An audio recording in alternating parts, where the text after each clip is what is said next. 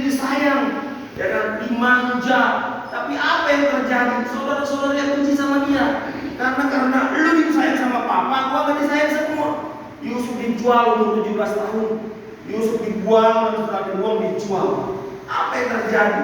Dia alami masa-masa sulit, dia alami masa-masa sakit hati, dia alami masa-masa terjepit, dia alami masa-masa benar-benar mengecewakan dalam hidupnya. Anak yang disayang sama papanya, dimanja di keluarganya, tapi tiba-tiba mengalami masa-masa yang benar-benar dramatis. Bahkan dia harus hidup dalam penjara. Belum lama saya ngomong tentang Yusuf, bagaimana Yusuf Tuhan bawa dia dalam bencana kepada peluang. Jadi kalau orang Cina itu dalam krisis itu, masalah itu weji. Bahasa Mandiranya masalah itu weji. Krisis itu weji. Jadi W itu artinya bahaya, J itu peluang. Jadi setiap orang Kristen yang percaya di dalam setiap bahaya yang menimpa kita, ada peluang yang Tuhan berikan di sini. Bahaya itu mengalami hal-hal yang luar biasa, sakit hati, kecewa, bimbang, kesel, sedih. Tapi Tuhan kasih dia peluang. Amin. Ini dia satu hal yang luar biasa. Ketika 13 tahun dia mengalami kepahitan yang begitu, dan pada akhirnya Tuhan angkat dia menjadi seorang mantu bumi, seorang perdana menteri, apapun namanya, tapi jadi orang nomor 2 di Mesir yang cukup terhormat dan cukup dihormati. Apa yang terjadi? Dia nggak marah sama saudara-saudaranya. Dia bisa aja marah sama saudara-saudaranya. Dia bisa aja hukum saudara-saudaranya, tapi dia nggak pernah melakukan itu. Dia rangkul saudara-saudaranya dan dia bilang, untuk itulah Allah menyuruh aku menulis kau. Kenapa? Untuk membentuk kehidupan keluarga kita, membentuk kehidupan marga kita untuk menjadi lebih jauh lagi, lebih panjang lagi. Itu tidak ada yang mati dalam keluarga kita. Karena kelaparan ini masih lama, sudah 2 tahun, masih 5 tahun lagi kita alami itu. Yusuf bilang seperti itu. Artinya apa? Yusuf penuh dengan kasih. Yusuf itu penuh dengan kemuliaan Allah. Ini yang Tuhan inginkan. Pembalasan adalah haknya Tuhan. Dia serahkan sama Tuhan. Biar Tuhan yang balas semuanya. Biar Allah yang berkarya untuk semuanya. Tugas aku cuma bisa mengampuni. Karena ketika saya mengampuni, kata Yusuf, ketika saya bisa memberikan yang terbaik buat orang lain, buat orang yang sudah jahat sama saya, urusan saya bisa sama Tuhan, bukan sama dia lagi. Dan dia urusannya sama Tuhan. Kalau dia nggak bisa mengampuni saya, ya Tuhan yang mengampuni dia. Yang penting saya diberkati sama Tuhan. Amin. Ini dia. Ini Roh Kudus mengingatkan kita, hanya kasih yang dapat mengalahkan kebencian. Amin.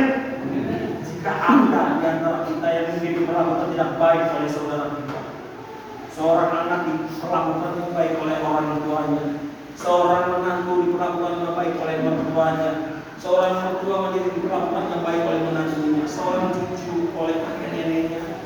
Hari ini jangan pernah simpan dendam itu. Hari ini jangan pernah simpan kesakitan itu.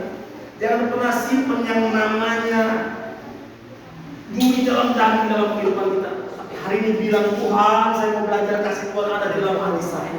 Saya mau belajar simpan Roh Kudus ada di dalam kehidupan saya, supaya saya bisa mengampuni orang yang sudah melukai hati saya.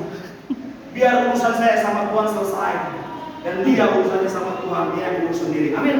Jadi belajar hari ini, belajar mengampuni. Nggak gampang, sekali lagi saya bilang, nggak gampang. Nanti kita masih banyak firman Tuhan. Nanti ada cara-caranya. Tapi hari ini kita mau belajar. Yang penting hidup kita penuh dengan kasih. Saya serahkan pembalasan saya Tuhan ke dalam tangannya Tuhan. Tugas saya cuma bisa mengampuni. Tugas saya cuma bisa berdoa. Tugas saya cuma bisa memberkati dia. Selebihnya Tuhan yang berkarya buat dia. Amin. Ini dia. Kita pernah dengar bagaimana seorang Paus Yohanes Paulus II, dia ditembak oleh seorang ekstremis dari Turki yang bernama Mehmet Ali Aksa. Seorang Paus Yohanes Paulus II, ketika dia lagi berkhotbah, dia ditembak oleh seorang ekstremis Turki yang bernama Mehmet Ali Aksa. Akhirnya Paus mengalami sakit berkepanjangan berbulan-bulan di rumah sakit. Dan ketika dia dirawat di rumah sakit beberapa bulan kemudian dia sembuh. Setelah 1 tahun, apa yang dilakukan oleh Paus Yohanes II? Paulus Yohanes II mengunjungi Mehmet Ali Aksa di penjara. Dia datang ke situ, dia ngobrol di situ. Bahkan Paus mendoakan ekstremis Turki ini dalam penjara. Dia doakan orang yang sudah menembak dia. Dia doakan orang yang sudah menyakiti dia. Ketika Paus pulang dari penjara, apa yang dikatakan oleh Mehmet Ali Aksa ini?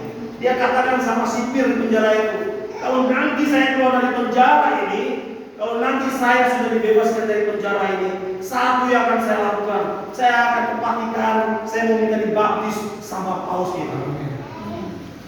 Kebencian jangan pernah dibalas dengan kebencian. Kegelapan jangan pernah dibalas dengan kegelapan. Jangan pernah kita tapi kegelapan balas dengan terang. Amin. Di situ kemudian Allah nyata. Berikan kemudian berbuat-buat. Kita mau belajar. Kita juga mau belajar bagaimana. Ada satu buku juga saya baca tentang Jerman Barat dan Jerman Timur. Mungkin dulu sebelum tahun 1991 ada batasan yang membatasi Jerman Barat dan Jerman Timur yang bernama Tembok Berlin. Saya percaya bapak-bapak ibu di sini mungkin pernah mendengar. Ya kan dibatasin Tembok Berlin yang besar, yang Jerman Barat, ini Jerman Timur. Bagaimana jahatnya orang Jerman Timur? Selalu dia buang yang namanya kotoran ke Jerman Barat, lemparin ke Jerman Barat, kotoran, sampah-sampah. Wah, orang Jerman Barat bilang kita harus balas, tapi ada satu orang di situ bilang kita jangan balas, buang sampah ke dia. Kita harus buang yang baik-baik. Kita punya makanan, kita punya baju yang bagus-bagus, kita punya selimut. Kalau kita buang sampah, sama juga kita sama seperti dia. Karena yang ada di Jerman Timur cuma sampah. Yang ada di Jerman Timur semua yang busuk-busuk, yang jelek-jelek.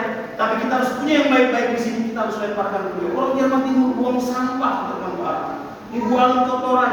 Tapi ketika orang Jerman Timur buang sampah, orang Jerman Barat buang yang namanya rokok. Orang Jerman Timur buang kotoran, di Jerman Barat, orang Jerman Barat buang yang namanya selimut, buang yang namanya baju masih bagus-bagus. Tahun 91 Tembok Berlin dirobohkan, terjadi yang namanya satu rekonsiliasi di negara itu. Amin. Bersatu negara itu. Coba kalau dua-duanya buang yang jahat, nggak akan pernah bersatu. Tapi ketika orang Jerman Barat buang yang baik-baik, orang Jerman Timur malu, dan akhirnya mereka saling merangkul. Mereka saling berkata, engkau saudaraku, engkau kekasih hatiku, bergabung mereka. Amin. Ya, kalau ada kita masih disakiti sama orang lain, itu yang mereka punya. Kalau kita masih dijelek-jelekan sama orang lain, yang jelek-jelek yang mereka punya, berikan yang terbaik buat mereka. Amin. Kalau kita disakiti, doakan mereka, karena itu yang kita miliki. Sebagai anak Tuhan kita punya doa, sebagai anak Tuhan kita punya Roh Kudus, sebagai anak Tuhan kita punya kemuliaan surga. Itu yang kita berikan buat mereka. Kalau kita terus dijelekin sama dia, apa? Itu yang dia miliki. Yang penting tujuan dari kehidupan kita adalah mengampuni orang itu. Amin. Kita belajar hanya kasih yang dapat mengalahkan kebencian.